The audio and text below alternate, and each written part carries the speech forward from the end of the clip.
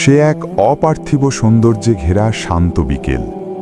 মদিনার এক নিভৃত বাগানের ছায়াতলে দাঁড়িয়ে কথা বলছিলেন দুই নারী, একজন জান্নাতের নারীদের সর্দারিনী, আল্লাহর রাসূল হজরত মুহাম্মদ সাল্লাল্লাহু আলাইহি ওয়াসাল্লামের কলিজার টুকরো হজরত ফাতেমা রাদিয়াল্লাহু তাআলা আনহা। আর অন্যজন ছিলেন তার এক ইহুদি বান্ধবী। তাদের সেই আলাপন ছিল যেন মায়া ও পবিত্রতার এক অনন্য প্রতিচ্ছবি। কথায় কথায় সময় বয়ে যাচ্ছিল। ঠিক এমন সময় একজন লোক দ্রুত পায়ে সেই বাগানে এসে ইহুদি মেয়েটিকে উদ্দেশ্য করে বললেন, আপনার বাবা আপনাকে জরুরি তলব করেছেন, আপনাকে এখনই বাড়ি যেতে হবে। বাবার ডাক শুনে মেয়েটি হজরত ফাতেমা রাদিয়াল্লাহু তাআলা আনহার কাছ থেকে বিদায় নিয়ে লোকটির সাথে বাড়ির পথে রওনা দিল। বাড়িতে পৌঁছানোর পর মেয়েটির বাবা অত্যন্ত মমতা ভরে তাকে কাছে ডাকলেন। তিনি বললেন, মা, তোমার বিয়ের জন্য আমি একজন যোগ্য পাত্র নির্বাচন করেছি। ছেলেটি আমাদের ইহুদি সম্প্রদায়ের এক প্রখ্যাত শিল্পপতির সন্তান। বিত্তবৈভব আর বংশমর্যাদায় তারা অনেক উঁচুতে। মা, আমি কি এই বিয়েতে তোমার সম্মতি পেতে পারি? বাবার কথা শুনে মেয়েটির মনে এক বিচিত্র অনুভূতি খেলা করতে লাগল। ভাই, ক্ষমা চেয়ে নিচ্ছি ডিস্টার্ব করার জন্য। আমি একজন অসুস্থ মানুষ। আমার জন্য দোয়া করবেন আর আমাকে একটু সাহায্য করবেন। টাকা পয়সা দিতে হবে না, শুধু ভিডিওটাতে একটি লাইক, চ্যানেলটি সাবস্ক্রাইব করুন। তাতেই আমার রুটি রোজগারের ব্যবস্থা করবেন আল্লাহ। ধন্যবাদ। সে যেন এক গভীর চিন্তায় নিমগ্ন হল, কিন্তু অবাধ্য হল না। অত্যন্ত বিনম্র কণ্ঠে সে বাবার কাছে আবেদন জানালো, বাবা, আপনার সিদ্ধান্তের প্রতি আমার শ্রদ্ধা রয়েছে, তবে জীবনের এই গুরুত্বপূর্ণ সিদ্ধান্তটি নেওয়ার আগে আমাকে কি একটি রাত সময় দেবেন? আমি আপনার এই প্রস্তাবের উত্তরটি আগামীকাল দিতে চাই। বাবা স্নেহের বশে মেয়ের কথা মেনে নিলেন এবং তাকে ভাবনার অবকাশ দিলেন। কিন্তু বাবার কাছ থেকে সময় নিয়ে মেয়েটি নিজ কক্ষে বিশ্রামে গেল না, বরং তার অস্থির মন প্রশান্তি খুঁজছিল এক মহীয়সী নারীর সান্নিধ্যে। সে কোনো দিকে না তাকিয়ে এক মুহূর্ত দেরি না করে এক দৌড়ে চলে এলো হজরত ফাতেমা রাদিয়াল্লাহু তাআলা আনহার পবিত্র দরবারে, যার ভালোবাসা ও ব্যক্তিত্ব তাকে এক অলৌকিক আকর্ষণে বেঁধে রেখেছিল। হয়তো মেয়েটির মনে ছিল এক বিশাল ঝড়, আর সেই ঝড়ের শান্তিময় আশ্রয় ছিলেন কেবল একজনই। অস্থির পায়ে যখন মেয়েটি হজরত ফাতেমা রাদিয়াল্লাহু তাআলা আনহার সম্মুখে এসে দাঁড়ালো, তখন তার দু চোখে ছিল গভীর বিশ্বাস। সে অত্যন্ত আবেগজড়িত কণ্ঠে বলল, হে প্রিয় বোন, তোমার সাথে আমার এই প্রাণের সম্পর্ক দীর্ঘ 12 বছরের।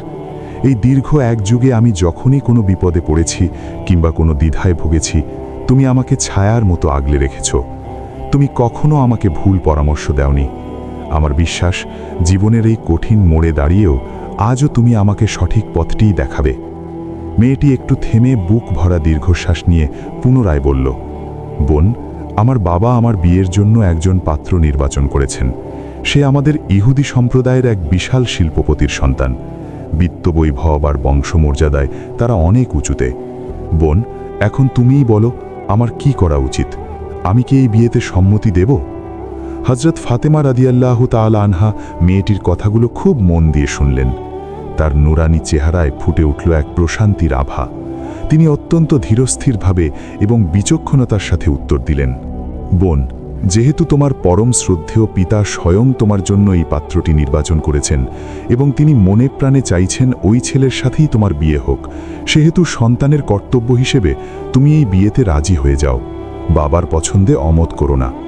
হজরত ফাতেমা রাদিয়াল্লাহু তাআলা আনহার মুখে এই পরামর্শ শুনে মেয়েটি যেন কিছুটা আশ্বস্ত হল, কিন্তু পরক্ষণেই তার হৃদয়ের গভীর থেকে এক আবদার বেরিয়ে এলো। সে অত্যন্ত কাতর হয়ে হজরত ফাতেমা রাদিয়াল্লাহু তাআলা আনহাকে বলল, হে প্রিয় বোন, তোমার পরামর্শ শিরোধার্য। আমি এই বিয়েতে রাজি হতে পারি, কিন্তু আমার একটি বিশেষ শর্ত আছে। শর্তটি হলো, যদি তুমি সশরীরে আমার এই বিয়ের মজলিসে উপস্থিত থাকো, তবে কেবল আমি এই বিয়েতে মত দেব। হে বোন, তুমি তো জানো আমি তোমাকে কতটা ভালোবাসি।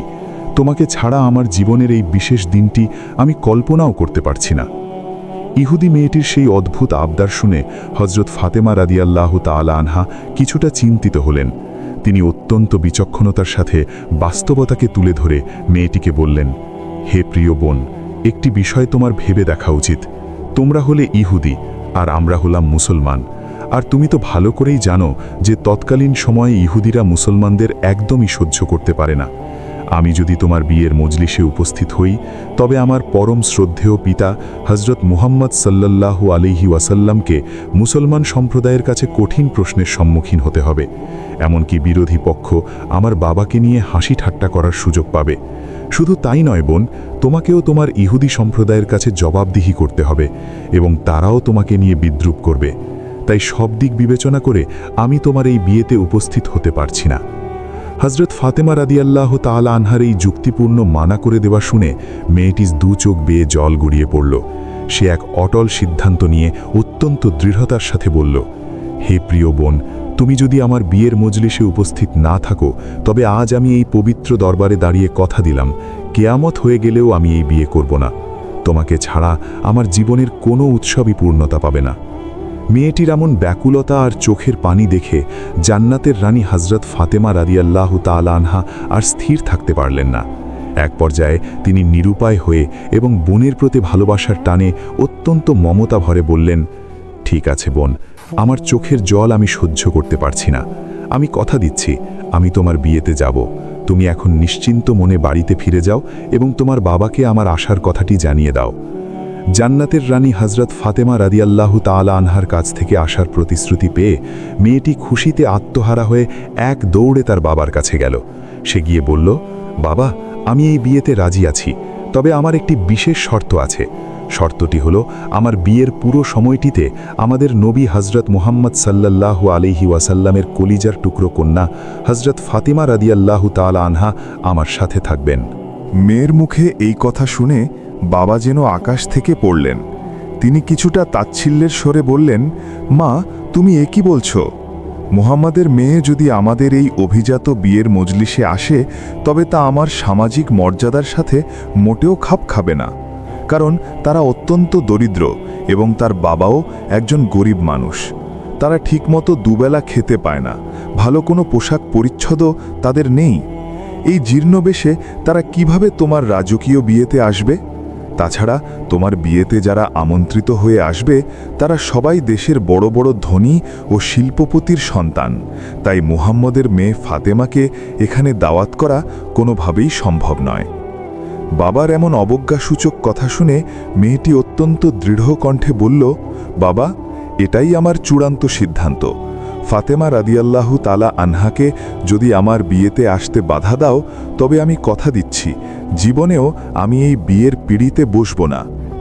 মেয়ের এমন অনড় জেদ দেখে বাবা শেষ পর্যন্ত নিরুপায় হয়ে রাজি হলেন। তবে তিনি একটি কঠিন শর্ত জুড়ে দিয়ে মেয়েকে বললেন, ঠিক আছে মা, আমি তোমাকে অনুমতি দিতে পারি, কিন্তু আমারও একটি শর্ত আছে। মুহাম্মদের মেয়ে ফাতেমা যদি আমার বাড়িতে আসতে চায়, তবে তাকে অবশ্যই অত্যন্ত সুন্দর এবং ঝলমলে নতুন পোশাক পরে আসতে হবে। যদি সে তার সেই পুরাতন জীর্ণ জামাকাপড় পরে আমার দুয়ারে আসে, তবে আমি তাকে কিছুতেই বাড়ির ভেতরে ঢুকতে দেব না। বাবার এই শর্ত শুনে মেয়েটি আবারও ব্যাকুল হয়ে এক দৌড়ে হজরত ফাতেমা রাদিয়াল্লাহু তাআলা আনহার কাছে গিয়ে হাজির হল। সে অত্যন্ত করুণ স্বরে বলল, হে প্রিয় বোন, তুমি আমার বিয়েতে যাও, তা আমার বাবা মন থেকে চান না, তবে তিনি একটি শর্তে রাজি হয়েছেন। শর্তটি হলো, আমার বিয়েতে তোমাকে অবশ্যই নতুন এবং অতি সুন্দর জামাকাপড় পরে আসতে হবে। এখন বোন, তুমিই বলো, তুমি কি আমার বিয়েতে যাবে? মেয়েটির এই কথা শুনে হজরত ফাতেমা রাদিয়াল্লাহু তাআলা আনহা অঝোর ধারায় কাঁদতে শুরু করলেন। তিনি কান্না বিজড়িত কণ্ঠে বললেন, হে বোন, আমার জীবনের দিনগুলো তো অভাব অনটনেই কেটেছে। আমি তো আমার জীবনে কখনো নতুন জামাকাপড় চোখেই দেখিনি। সপ্তাহের পর সপ্তাহ চলে যায়, যার ঘরে চুলার আগুন পর্যন্ত জ্বলে না। দিনের পর দিন অতিবাহিত হয়, আমরা অনাহারে অর্ধাহারে দিন কাটাই। সেই আমি নতুন জামা কোথায় পাবো বলো? হজরত ফাতেমা রাদিয়াল্লাহু তাআলা আনহার এই হাহাকার শুনেও ইহুদি মেয়েটি নিরাশ হল না। সে গভীর বিশ্বাসের সাথে বলল, হে বোন, তুমি যদি তোমার নিজের জবানে একবার বলো যে তুমি নতুন পোশাক পরেই আমার বিয়েতে যাবে, তবে আমার দৃঢ় বিশ্বাস তোমার সৃষ্টিকর্তা মহান আল্লাহ রাব্বুল আলামিন তোমার জন্য জান্নাতি পোশাকের ব্যবস্থা করে দেবেন। কারণ আমি জানি তোমার সাথে তোমার রবের সম্পর্ক অত্যন্ত গভীর ও নিবিড়।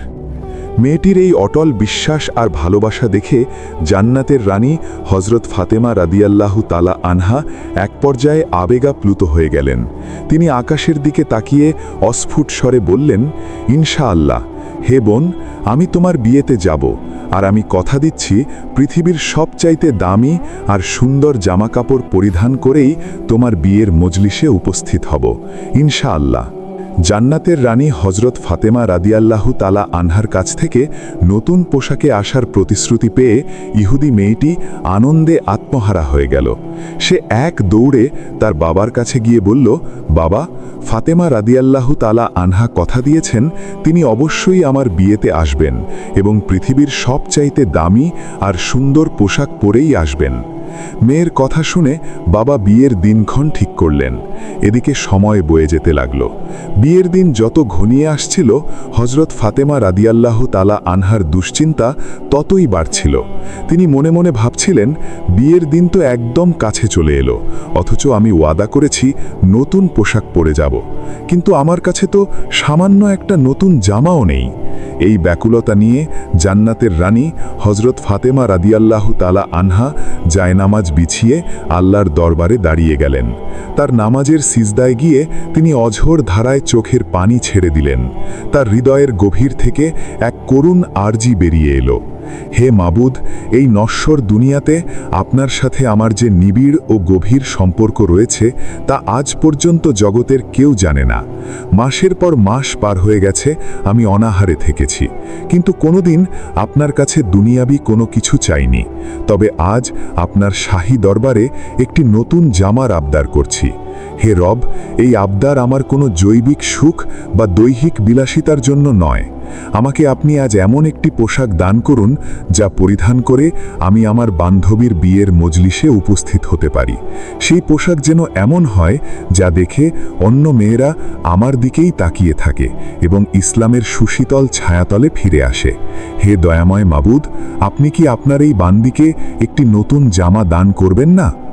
সিজদায় পরে এভাবে দীর্ঘক্ষণ কাঁদতে থাকলেন হজরত ফাতেমা রাদিয়াল্লাহু তাআলা আনহা। মুনাজাত শেষে তিনি যখন চোখের পানি মুছলেন, হঠাৎ দেখতে পেলেন ঘরের এক কোণে দুটি রহস্যময় প্যাকেট পড়ে আছে। তিনি সবিস্ময়ে প্যাকেট দুটি হাতে নিলেন এবং কাঁদতে কাঁদতে তার পরম শ্রদ্ধেয় পিতা হজরত মুহাম্মদ সাল্লাল্লাহু আলাইহি ওয়াসাল্লামের দরবারে হাজির হলেন।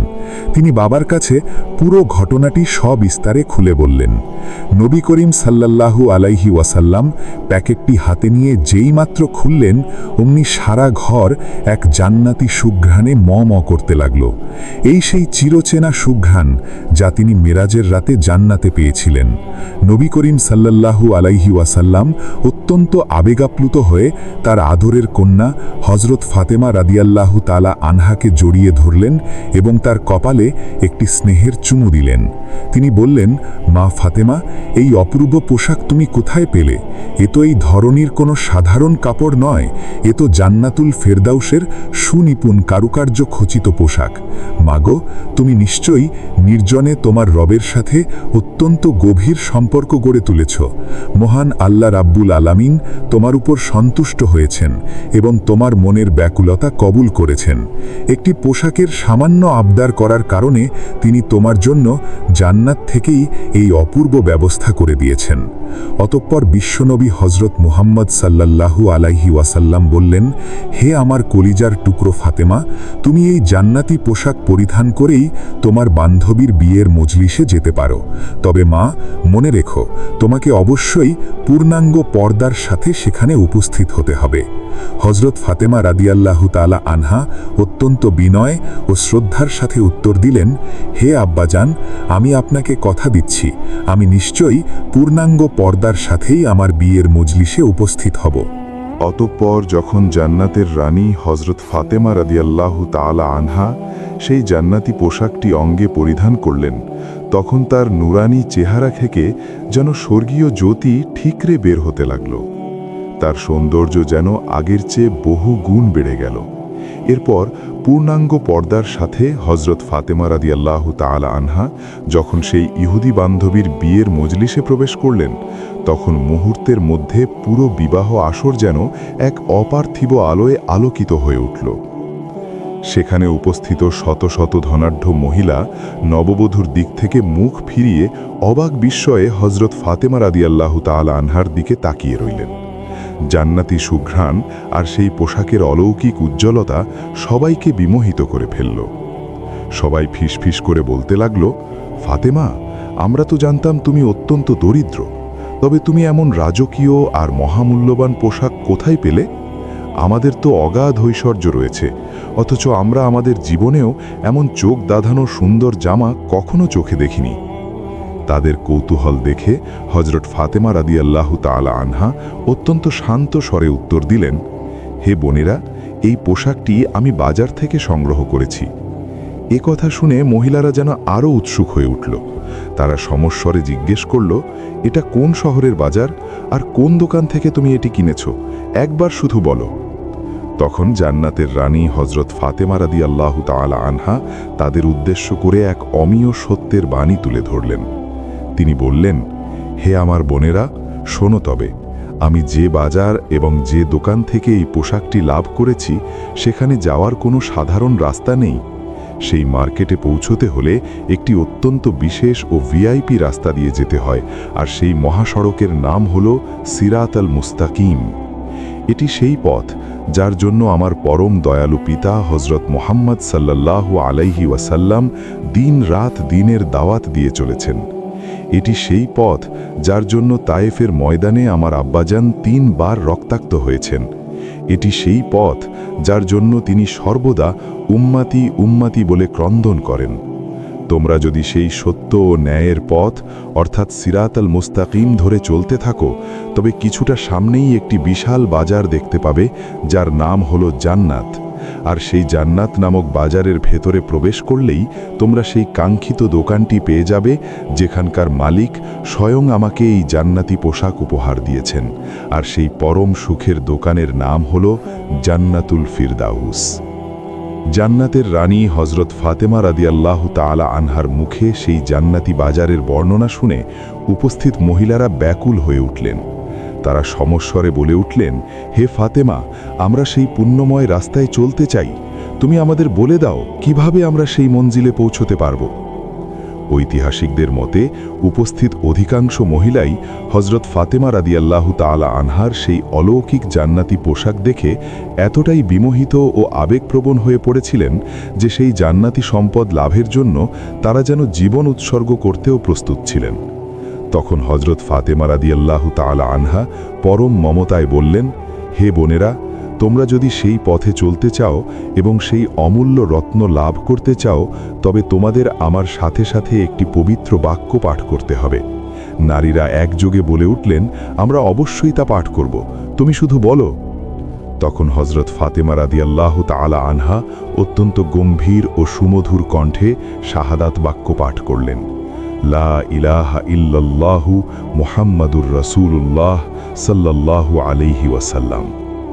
আল্লাহর কি অসীম কুদরত! সেই মজলিসে উপস্থিত ৩৭০ জন ইহুদি মহিলা একযোগে কালিমা পড়ে ইসলামের সুশীতল ছায়াতলে আশ্রয় নিলেন। সুবহানাল্লাহ।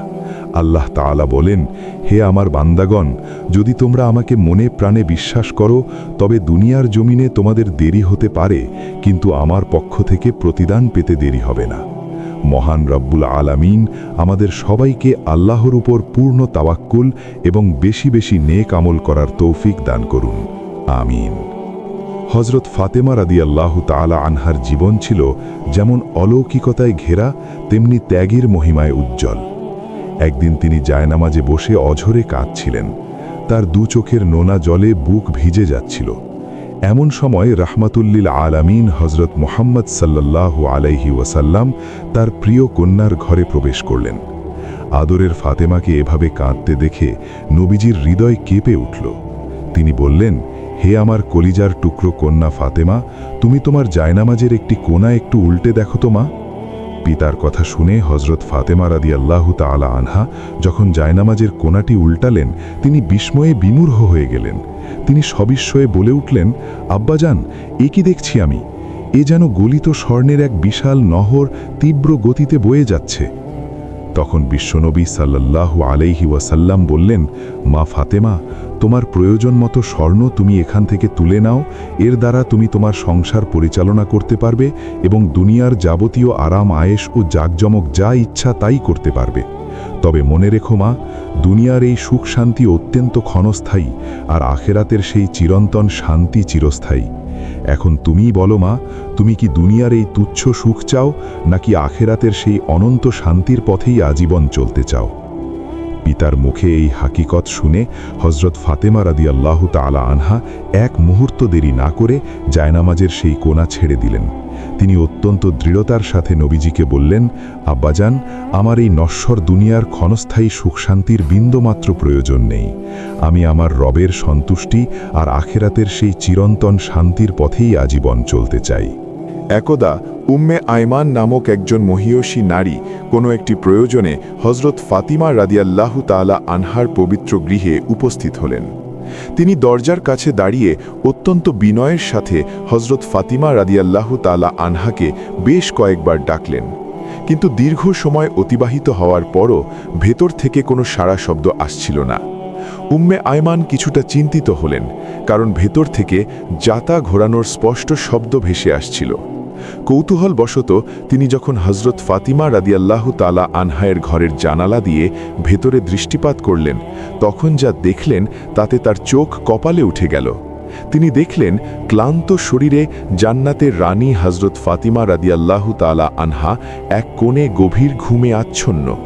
অথচ বিস্ময়করভাবে ঘরের সেই ভারী জাতাটি কোনো মানুষের স্পর্শ ছাড়াই নিজে নিজে খুঁড়ছিল এবং জব বেশার কাজ চলছিল।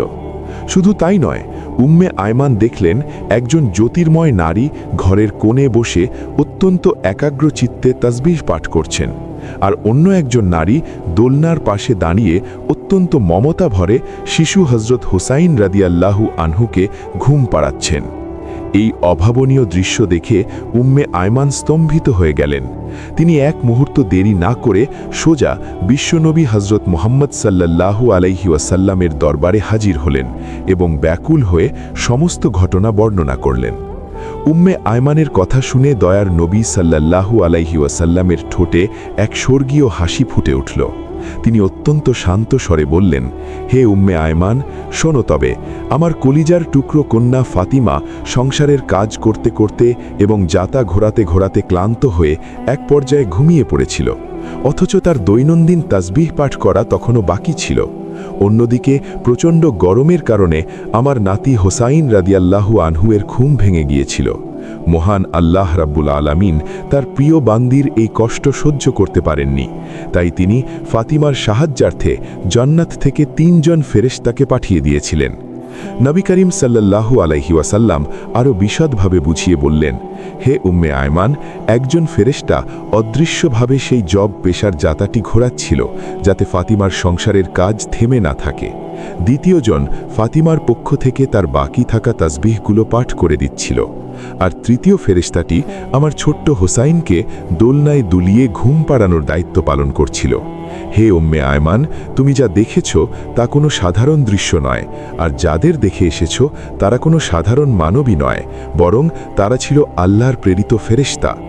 নবী করিম সাল্লাল্লাহু আলাইহি ওয়াসাল্লামের মুখে এই অলৌকিক ঘটনার বিবরণ শুনে উপস্থিত সাহাবায়ে কেরাম এবং উম্মে আয়মান বিস্ময়ে বিমূঢ় হয়ে গেলেন। সবার হৃদয় জান্নাতের রানী হযরত ফাতিমা রাদিয়াল্লাহু তাআলা আনহার প্রতি গভীর শ্রদ্ধায় ভরে উঠল। উম্মে আয়মান উচ্চস্বরে আল্লাহু আকবার ধ্বনি দিয়ে আল্লাহর শুকরিয়া আদায় করতে করতে নবীজির দরবার থেকে বেরিয়ে এলেন। একটা সময় ছিল অত্যন্ত কঠিন।